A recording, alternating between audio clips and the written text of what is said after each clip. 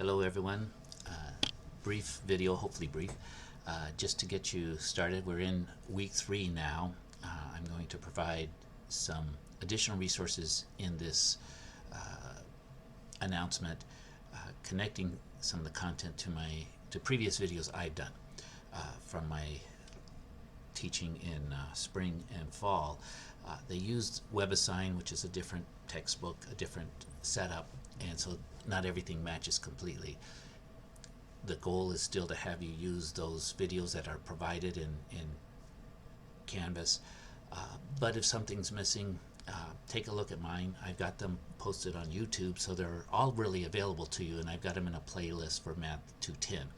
So anything there, it might be helpful as an extra resource to go to that YouTube page and look at some of the work I've done there. I've got some of the class discussion videos recorded there where I work through some of the problems. And it's hard to take it all and put it with this content that takes a little different organization. But let me see if this helped. If so, we'll keep making those resources available for you. So let's see where we're at right now.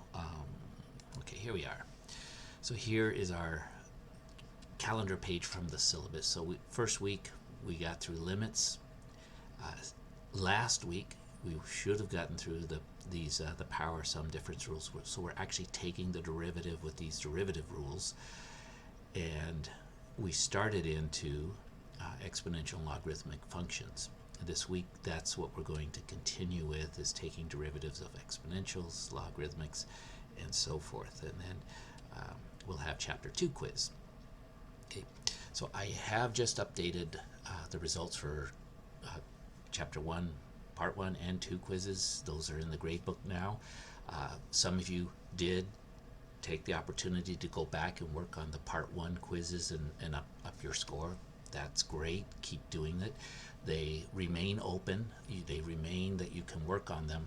I will just do the updates on Monday morning, so it can take you into things.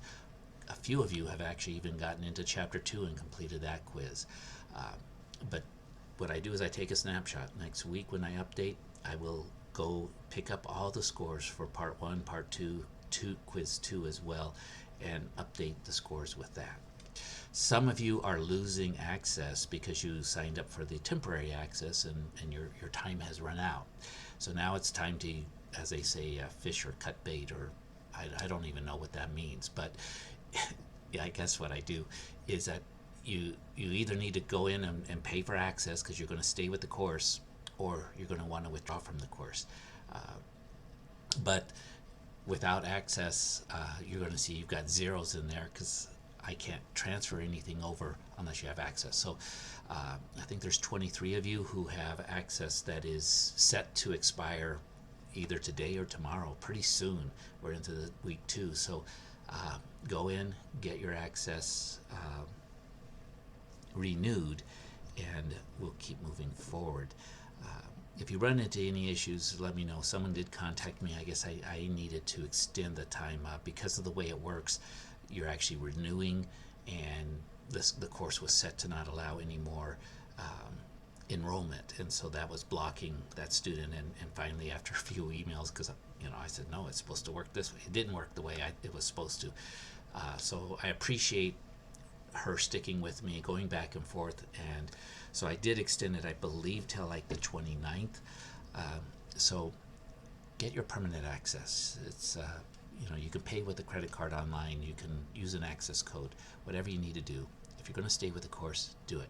And please do stay with the course. We've got this week, and then we've got all next week to learn, and then our midterm is the following week. So my battery's running low. Let me plug that in. Okay, there we go. So everything is looking towards that midterm. You can keep working, relearning, and then the midterm is where 35% of your grade is determined. So it's really doing well in that midterm. The midterm comes from the same question banks that you've been working. it should look very, very similar. There is the practice review that will open up once you have enough mastery points. So let's work together. Let's make it happen and keep being successful. Contact me if you have any questions or issues. There is the Inscribe community where you can post questions and get answers. And you can also email me, especially if you posted something. I just be honest, I'm still learning how to get the notifications from there. I'm starting to get some notifications that someone's posted in our Inscribe, but my goal is to be accessible to you and responsive to you right away. And I do, on my phone, I get notifications of emails, so anything that comes through there, I'm able to find out relatively quickly. Okay, so be well, keep the good progress. Let me know how those videos work, the additional ones. Hopefully, again, if I just want to provide whatever resources can help. Thanks, and we'll be in touch.